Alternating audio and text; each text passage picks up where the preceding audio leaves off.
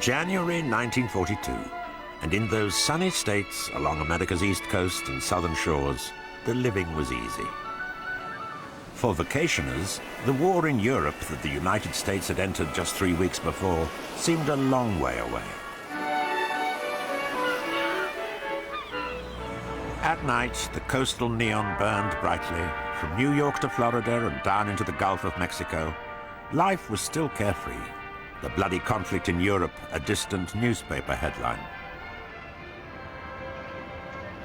Americans were unaware that just a few miles off their shores lurked one of the world's most potent military forces, poised to strike against their country. Hitler's U-boats had arrived on the American seaboard.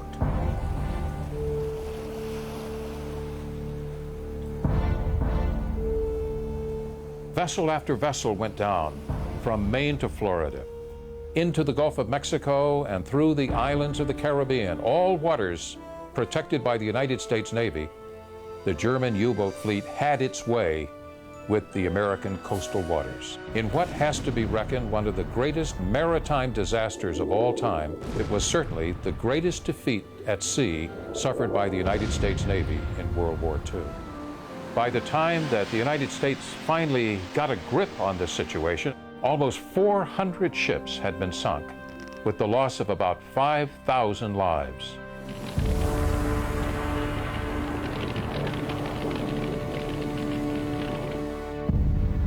Admiral Dönitz, head of German U-boats, had devised a daring attack on American coastal shipping, which was implemented 10 days after Germany declared war on the United States. 5 U-boats were readied and secret orders issued to their commanders. We left Loyang on the 23rd of December, 41, and I want to leave before Christmas because I don't want to have drunken sailors on board. And on Christmas Eve, we submerged, and then we make a German Christmas. We had Christmas trees on board and parcels for every man of the crew. I read the Christmas story of Lucas #2, and we were singing Christmas carols and so on. We had a special good dinner, and for some hours the war was very far off. It was the most impressive Christmas Eve I had in my life. Hardigan set course for America 3,000 miles away in his Type 9 U-boat. 4 others followed him. I had the order to go to New York and to be there on the 12th January and not to attack other ships. They were to strike all at once on the same day against targets of opportunity. They were not to operate as a wolf pack, but to operate independently, to find targets, hold off, and then on January 13, strike at once in an operation that Dönitz called Paukenschlag, drumbeat. Paukenschlag meaning the sudden beat of a drumstick against the tympanum or drumhead of a drum. We had no charts of the American coast. I had no navigation aids at all, because if Dönitz would have ordered charts of east coast of New York, maybe one spy remarked it, and then the enemy would have known that German submarines want to go to the east coast of the United States. And so I had only a small atlas from Knauer of the American coast. There was only a small plan of New York, and that was all. Unknown to him and to the other 4 U-boat commanders as they made their way west across the Atlantic was the fact that the British Admiralty in London was reading all of their radio traffic to and from Admiral Dönitz. And they were able to plot the position, course, and speed of each of the boats day by day. And they gave all of that information to the United States Navy. The documents and the daily situation maps of the United States Navy itself show just how detailed U.S. knowledge was of the approach of that fleet. And yet, when the fleet arrived, the United States Navy did nothing. The 21 destroyers that had been harbored by Admiral King, the chief of the entire United States Navy, for the purpose of resisting a German invasion fleet if it should come, were not sent out for that duty at all. The lights were all left on so that the German U-boats could silhouette their targets easily against coastal cities. The lighthouses, the buoys were all lit up. It's as though the United States was not at war. When I came to New York, I saw the lights of Coney Island, of the amusement park, and it was all full light. During that successful week we were operating there, we saw cars driving along the coast road. We were so close we could smell the forest from where we were. It was like a deep peacetime, and that was amazing for me, and we were very astonished. Afterwards, when I learned that Admiral Ernest G. King knew that we came, it is much more amazing for me that he did nothing. I think that we'd have 15 to 20 ships in sight at any given time, because they'd all be showing their navigation lights. And we could more or less pick and choose which ship we wanted to attack next.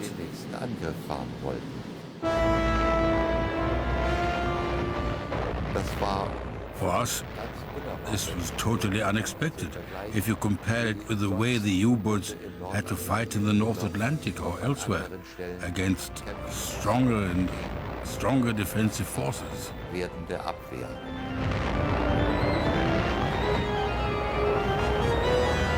the Canadian waters, where 2 of the U-boats of Drumbeat were assigned, those U-boats were so harried by Royal Canadian destroyers and aircraft that they were forced out of Canadian waters and fled south to the more benign waters of the United States.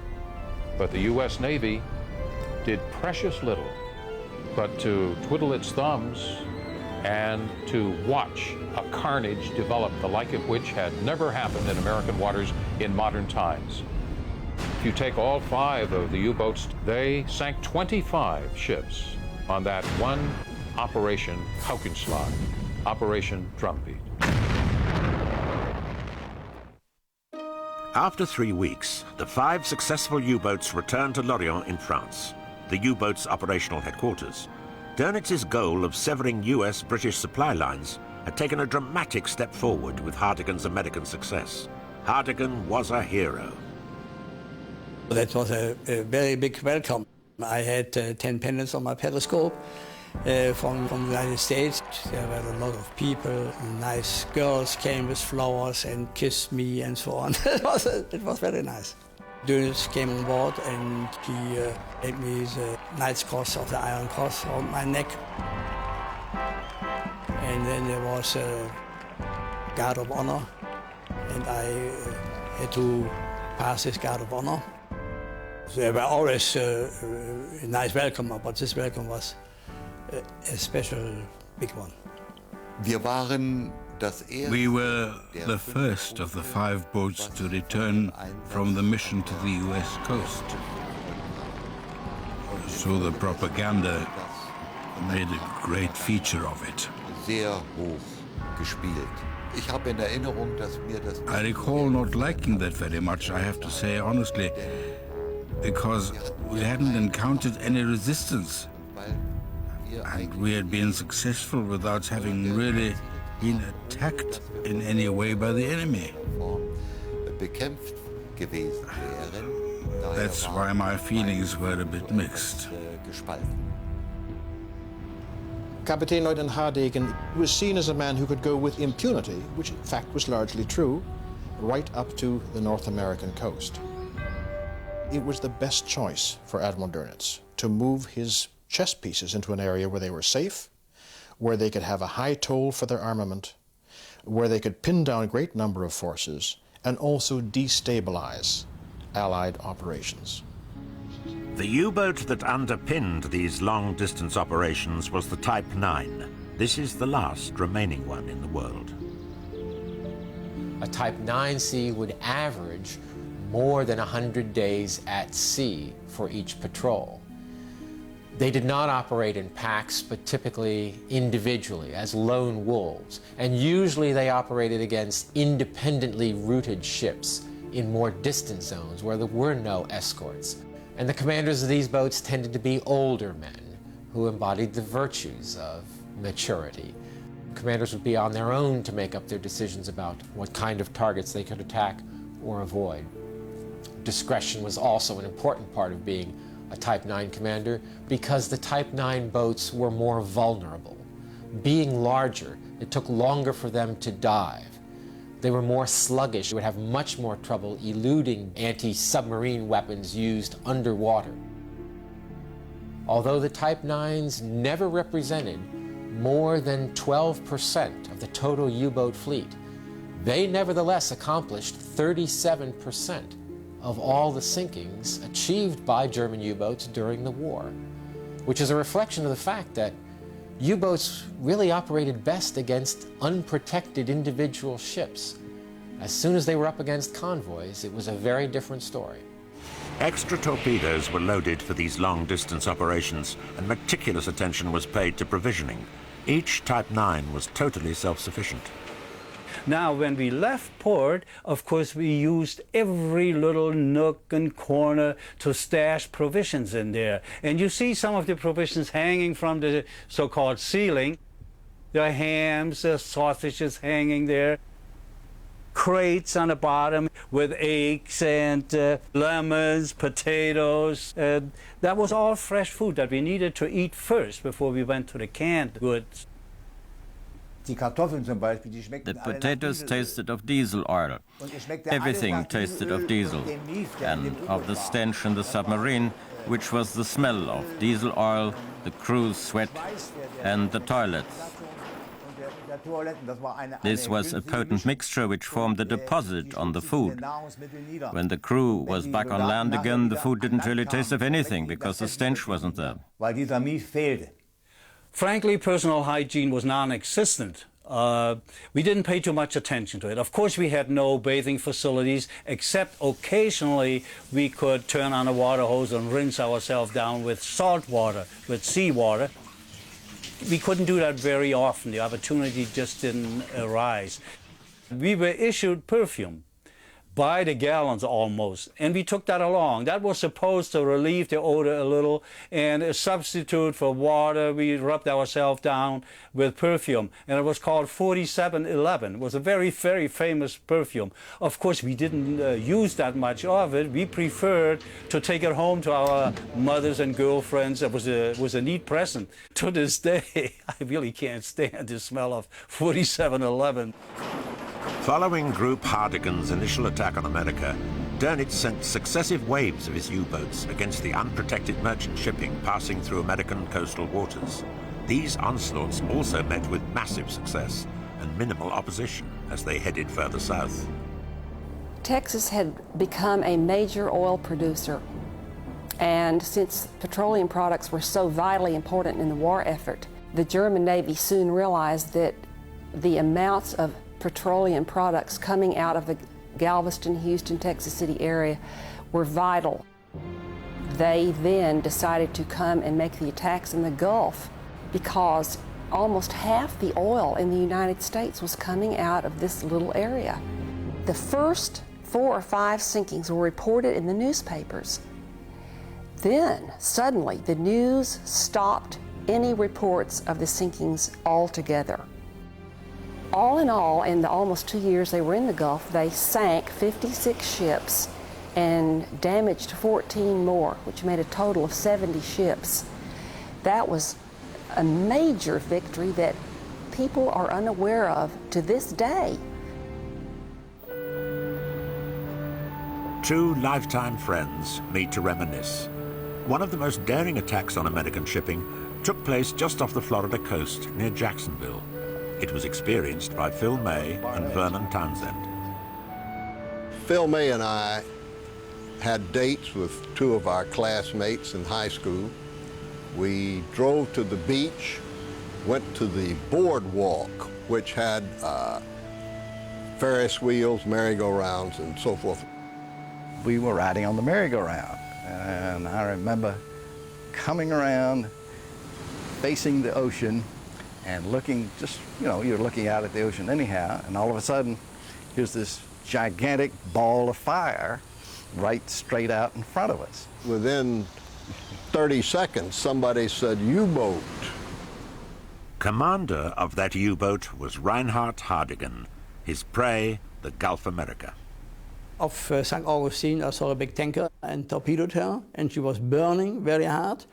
And I want to finish her with my gun. As the fire was blazing, I could actually see the outline of the deck gun on the submarine and the conning tower as they fired. It was a very dramatic sight. And it was very intimidating to realize that they could have turned their guns toward us, which they did not. I went around the ship because I thought if I would shell her from the seaside, maybe if one shell will miss the ship, I will hit a hotel or innocent people ashore. It was difficult for me because my boat was silhouetted against a burning tanker, and I had no opportunity to escape if a destroyer or a gunboat will suddenly come, because in shallow water I cannot dive, I cannot submerge. We had read about the war in Europe, but this was the first time we had seen the war, and we were dumbstruck that anyone would do that so close to the United States. I just could not believe the war had come right to our front door. And, at 16 years old, I thought, my gosh, we are really in the war. 19 men died that night in the burning oil, almost half the tanker's crew. This tragedy forced Admiral King to halt oil tanker traffic on the American East Coast for a month. As U-boat attacks on American coastal shipping escalated, so did public alarm. The public, I think, became more and more paranoid about the U-boat operations. An air of suspicion prevailed.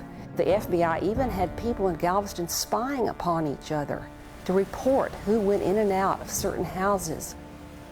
People were afraid that there were some people sending out secret messages to the U-boats because no one could figure out how they knew where the ships were. It was all a very mysterious thing, and people were looking for Germans to come to shore in rubber dinghies. They even thought that they had come and snuck in sometimes and gone to the movies and had bought groceries. People were also afraid of possible sabotage. They thought that the enemy is going to sneak ashore and blow up the refineries and all of these petrochemical plants, which were highly explosive, that existed right there close to Galveston. There was just a lot of fear of the unknown. The fear of German landings on American beaches was not misplaced. In early summer 1942, at this spot on Ponte Vedra Beach, Florida, the nightmare became a reality. 4 Nazi saboteurs were put ashore by U-boat. They slipped inland under cover of darkness. They were to rendezvous with 4 other enemy agents who had made a simultaneous U-boat landing at Amagansett on Long Island. This was Operation Pastorius, a Nazi plot to blow up American industrial plants, damage war production, and achieve a devastating propaganda coup for the Third Reich. In these dunes, they buried cases of explosives and detonators before heading for New York. The plot was swiftly betrayed by 2 of its members, although FBI Chief J. Edgar Hoover claimed the credit for their capture. Their cache of explosives in the Florida dunes was dug up by FBI agents, and the conspirators were tried by a hastily convened military commission in Washington. Within weeks, the 2 informants were jailed and their 6 fellow spies executed at 14-minute intervals, the fastest multiple electrocutions in American history. To protect America, the Coast Guard formed beach patrols. In Texas, they took to the saddle. We patrolled the beach at night, horseback, and to start with, they gave us shotguns, and we didn't have any shells for a month or 2. But we started out riding our own horses, and later on, the ships some crazy horses that never had been ridden It was quite a show for a while till we kind of got them trained. We ride about 15, 20 miles a night back and forth along the beach. We were told to look for spies that probably the U-boats would put out to come ashore to like sabotage Beaumont or Port Arthur, the refineries, and any lights or anything that might be out in the Gulf. While the Coast Guard prepared to repel enemy landings, the US Navy failed to sink a single U-boat in the 3 months following the launch of Operation Drumbeat. It was all too easy for U-boat aces like Erich Topp. They were unprepared for it. The security forces were untrained, and they hadn't established a convoy system. So to that extent, it was child's play. And all the commanders who took part notched up huge successes there. It was obvious that the Americans were not prepared for war.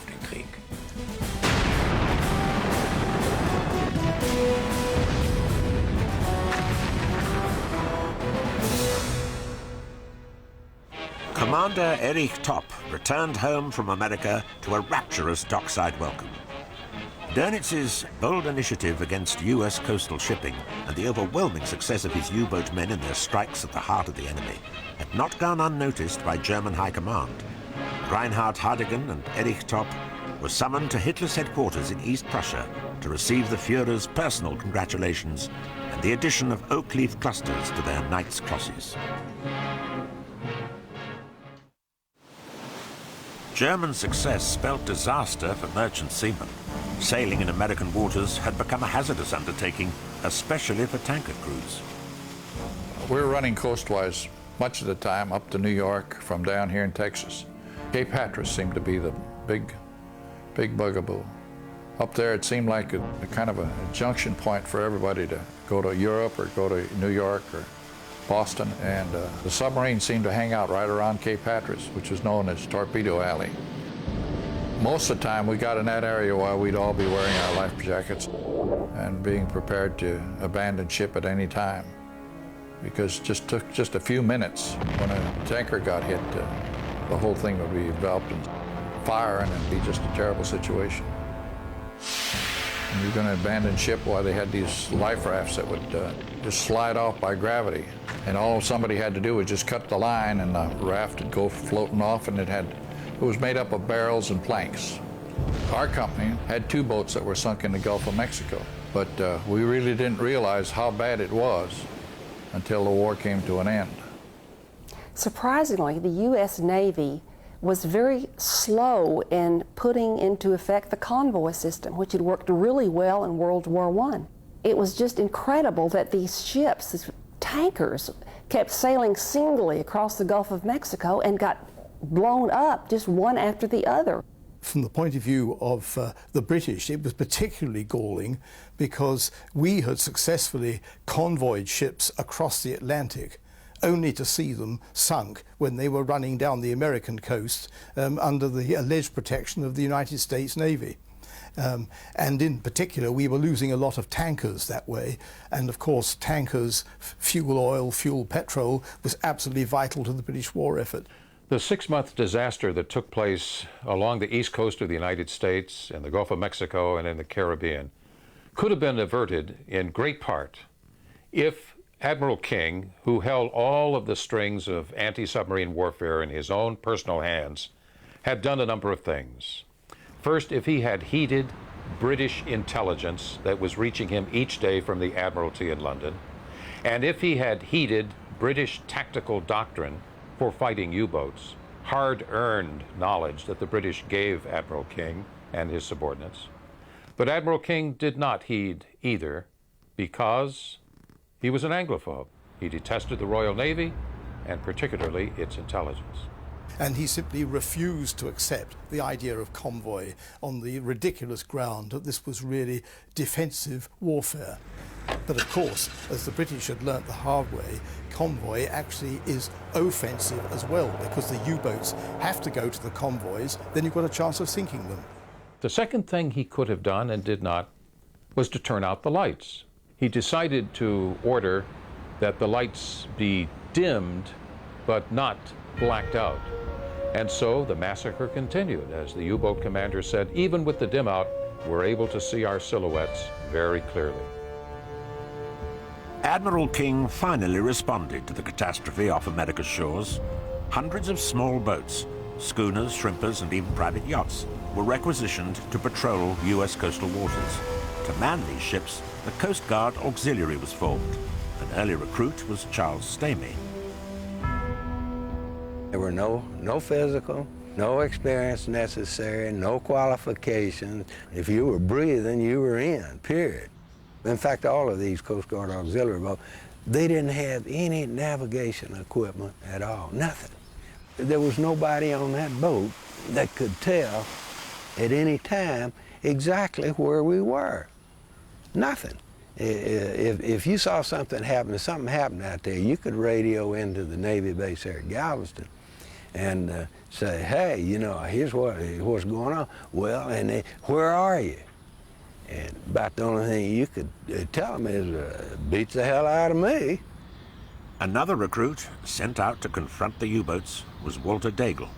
The ship I was on was a two-mast schooner. We had a diesel engine besides the sails. We were given pictures of German U-boats, so we had an idea of what one looked like. We would go out 12 miles, and we patrolled the Gulf of Mexico, and we spent our time scanning the horizon with binoculars for several days at a time before we returned to Pier 12 in Galveston. Initially, we had 3 boats in that auxiliary. These boats had a 50 caliber machine gun mounted on the deck up front, and it had 4 ash cans, commonly called depth charges, that were on racks, and that was it. If we dropped one of those depth charges, I don't think we could get up enough speed of the boat to get away from the explosion, so you blow yourself out of the water. What would have happened if we saw a U-boat? We would have attacked it immediately. That was our goal. I'm sure we would have did that. We'd have fired depth charges. What would have happened after that, I have no idea. It was suicide. If you went out and challenged one of those big German submarines, it would be like challenging a battleship and a rowboat. They would probably have used the deck gun and just sunk us right there. That would have been the end of it.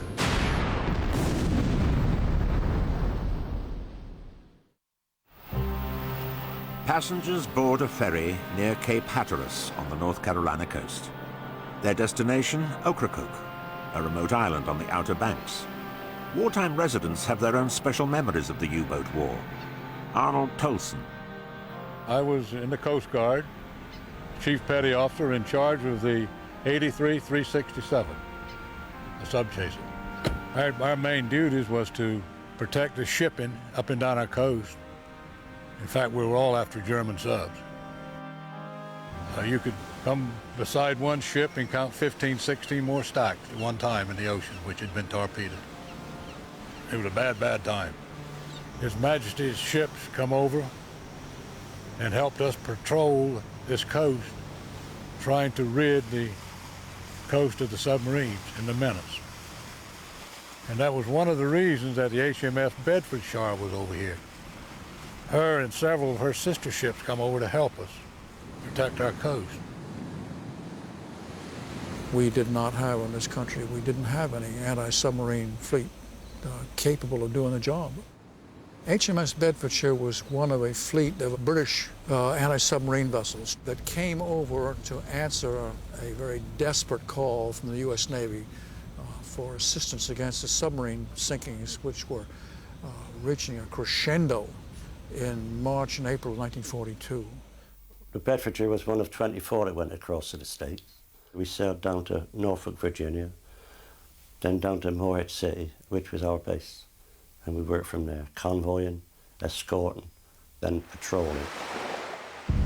In May 1942, HMS Bedfordshire was U-boat hunting off Ocracoke when tragedy struck. That night, on May the 11th, we were tied up to the dock at the Coast Guard station. It was an awful boom. It shook the island. And just a minute or two later, there were another one.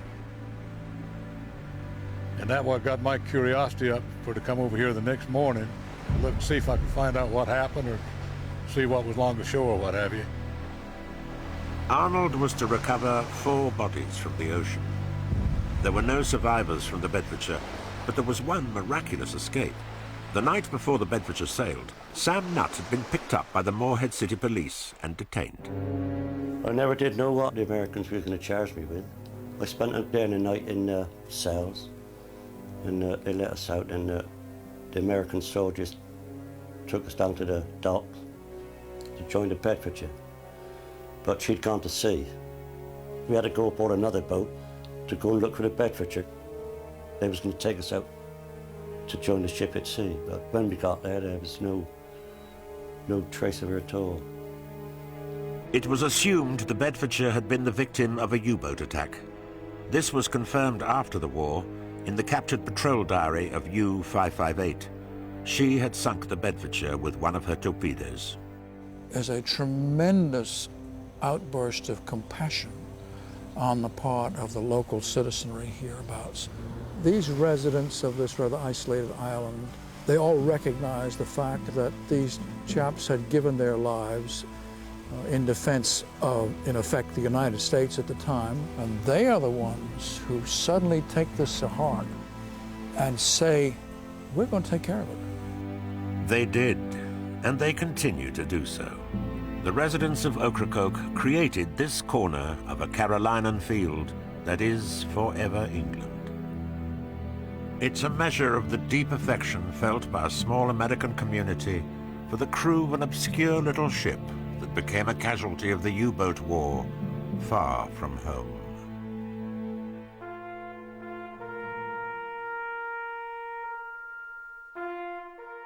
I think they were a damn good crowd.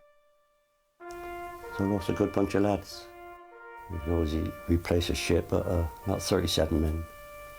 Why I'd come to miss that boat is there again is another story only him up there can answer, I presume.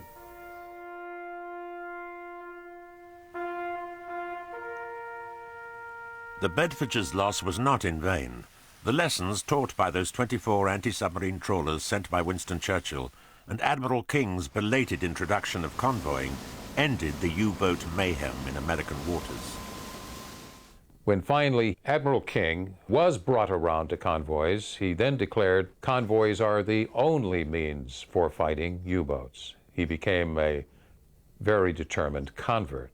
He realized from sheer bitter experience with all these ships going down off his own coastline that convoy must be adopted, that it was the only answer. And in June 1942, he actually did adopt convoy, and immediately the U-boat sinkings fell away sharply, and the U-boat's happy time was over. But it was too late for the hundreds of ships that had already been lost and the thousands of men who had already died. With the end of the American happy time, Donitz's wolf packs returned to the North Atlantic convoy lanes with a vengeance. At Bletchley Park, the British code-breaking centre, disaster had struck. Early in 1942, the Germans had improved their naval Enigma code machines by adding a 4th rotor. Overnight, the British codebreakers had lost their means of deciphering the secret messages that passed between Dönitz and his crews. No longer could the Allies eavesdrop on Dönitz's orders to his boats or pinpoint their positions. Bletchley was blind. They were obviously going to concentrate on the convoys again and give up the American seaboard, or basically give it much lower priority. And we stared, therefore, in the face a problem which consisted of an unbreakable enigma, no intelligence, a known increasing number of U-boats. The German output of U-boats was reaching its peak, and everybody was desperate. We were under much pressure from the Admiralty. Their liaison man would come down and say, look, you must get this U-boat cipher broken, because unless there are some ways found of dealing with these U-boats, Now that they're coming back to the convoys, the country's going to starve. Beneath the streets of Liverpool lay one of the best-kept secrets of World War II. In this vast, bomb-proof, gas-proof bunker, a massive effort was underway to defend the vital supplies coming to Britain against U-boat attacks. Western Approaches was the world's first combined operations command headquarters. Here, Royal Navy and Air Force personnel worked together, plotting and protecting the convoy routes across the Atlantic. On their joint efforts hung not just the safe and timely arrival of each convoy, but the outcome of World War II itself. Responsible for the air war against the U-boats were RAF Coastal Command. The primary role of aircraft in the Battle of the Atlantic was to support the Royal Navy in their task of defeating the U-boat menace. U-boats were frightened about air cover right from the very start.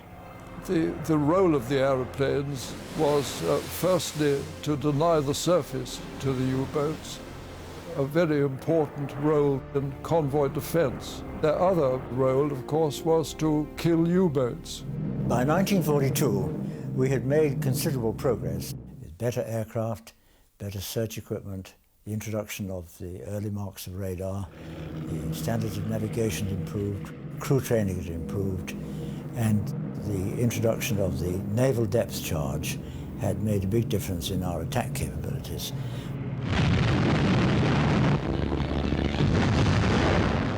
Those attack capabilities were greatly enhanced by the purchase of American-built planes like Consolidated's PBY, the Catalina.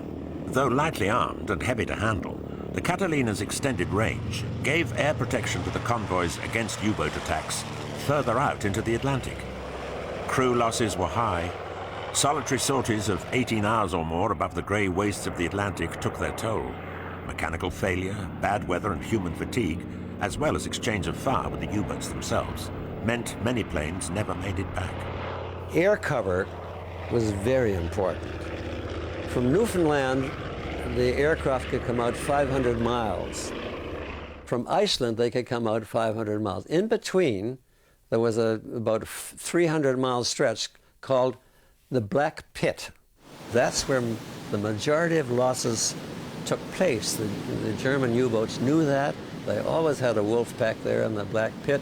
They'd string it across, and somewhere the convoy would have to go through it.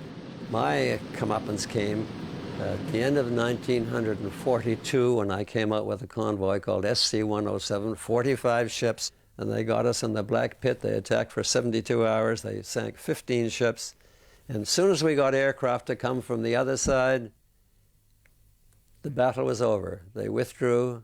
From that on, nothing. We got the convoy across without further incident, but it was a harrowing loss and a terrible experience. The Very Long-Range Liberator in 1942 was a new American plane that alone had the distance capability of reaching out into the gap. One pilot, credited with more U-boat kills than anyone else, was one of the first to fly the VLR. Based in Iceland, British ace Terry Hawkeyes Bullock. We were there for over 2 years, and this airplane, of course, could get out to where the U-boat packs were. The Germans were very surprised to see us, but they didn't know where these aircraft suddenly appeared from. When we sighted a U-boat, our instructions were to just go hell for leather for it and attack it at any angle. I devised a method where we could stalk the U-boat after sighting it and attack it either up track or down track at an angle of about 20 to 25 degrees across it. We used to have to descend to a height of between 50 and 100 feet. The lower you got, the more chance you'd get the depth charges within 10 feet of the hull to make sure that it was lethal. The bombings from airplanes, they are coming on to you very sudden. Aircraft have come out of the clouds within seconds. They pursued you by radar and you didn't even know. Or they sighted you out of the clouds and you did not know. Then there was a roar. and the aircraft flew over the bridge just about 10 or 15 or 20 feet above you and dropped a series of bombs or a series of depth charges straddling the submarine. If you were lucky, none of the bombs exploded below the submarines, or none of the bombs or depth charges hit the submarines. My first successful sinking was on U-boat U-597 in the Atlantic. We'd been shadowing it in and out of cloud to get in the right position. I dived from a height of 1,200 feet, and I carried out my normal attack procedure. Only the bow of the U-boat had submerged, so we really caught them practically on the surface and released the depth charges at about 80 feet. That, to me, was a perfect attack.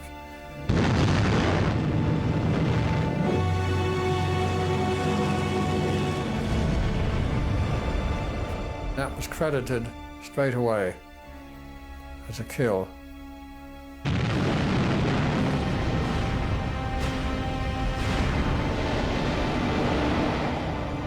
But despite such successes from the air in late 1942, Dönitz was winning the tonnage war.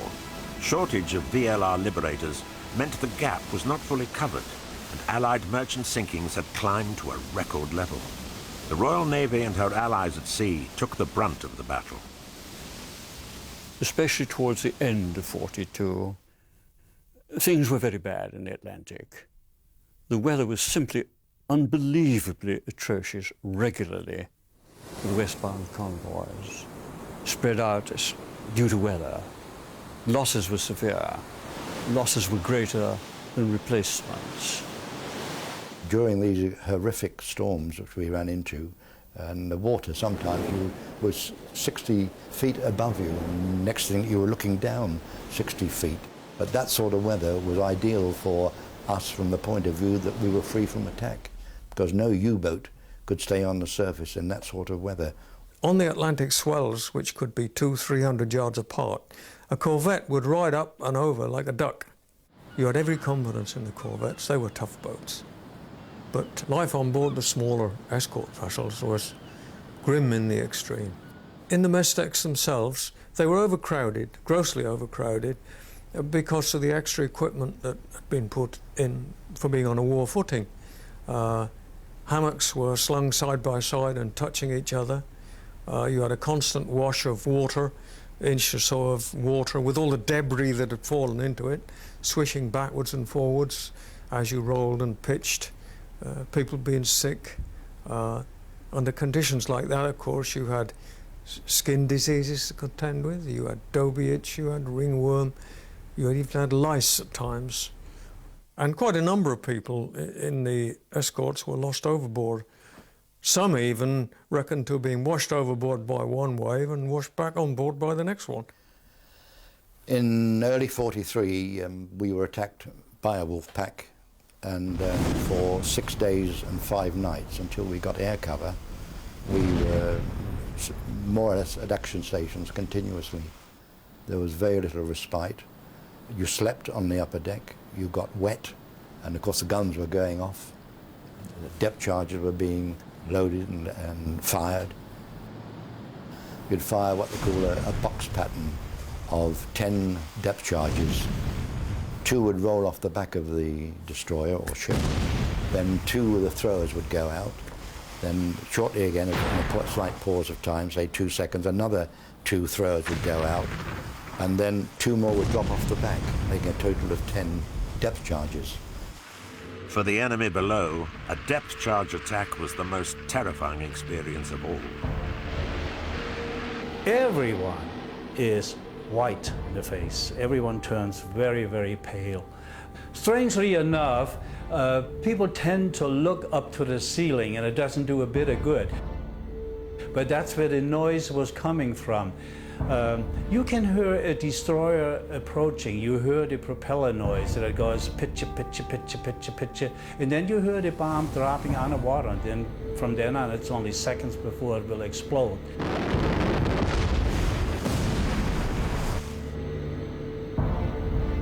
is an automatic sense of wanting to preserve your life. Some people seek a different location in the ship, the control room, for a very simple reason. The main hatch is through the control room. They feel they probably have a better chance of surviving by being close to the only escape there might be. Everybody was encouraged to lay down, to consume as little oxygen as possible, because we never knew how long we had to stay down. At one time, we were under attack for 36 hours.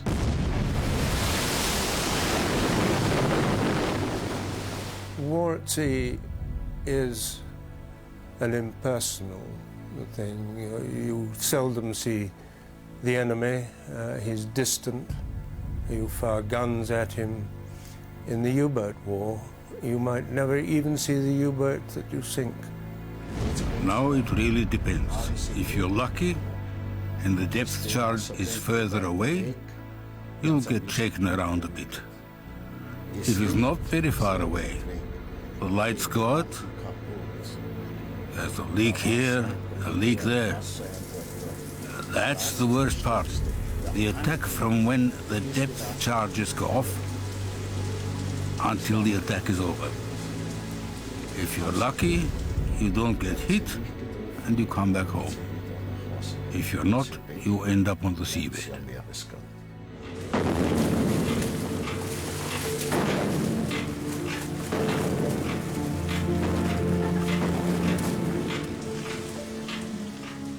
U-boats, when they went down, they made terrible dying noises as they were crushed in the depth. And then you would get explosions. And all these things were indicative of whether you had got a genuine kill or not.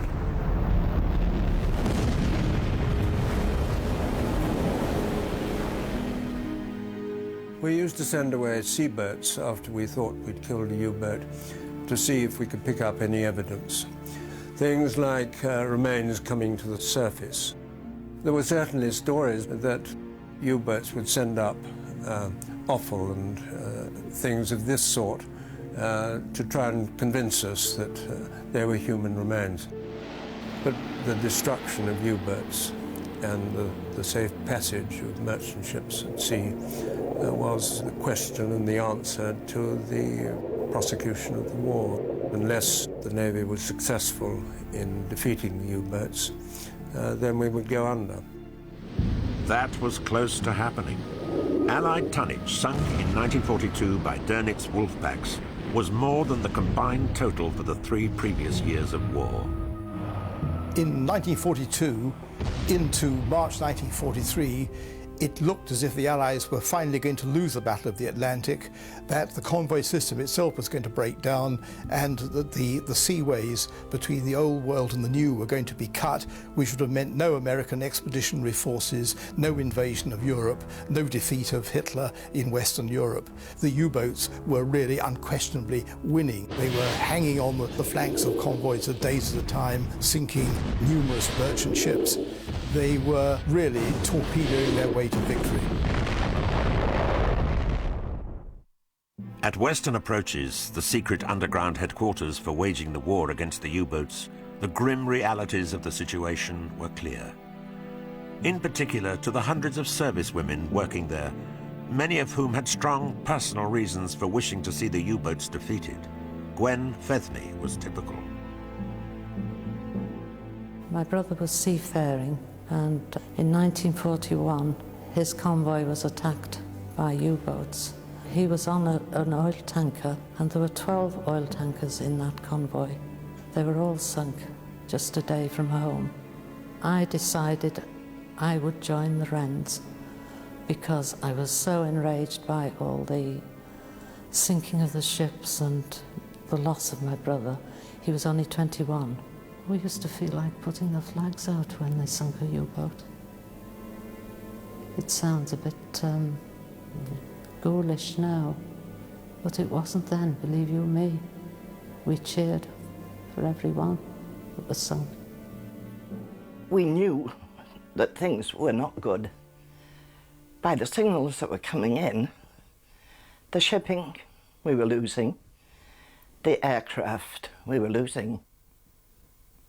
There was a naval officer who one day, it must have been the end of 42, just suddenly said, "We've lost it. We have only fuel for 2, maybe 3 weeks for the whole of the country, and the number of ships we have lost. There's no way we can possibly win this war now." And we were also fully aware that if we lost the Battle of the Atlantic, we'd lost everything. We knew what had gone on in other countries. Was it going to happen here, to this wonderful country of ours? It just couldn't be.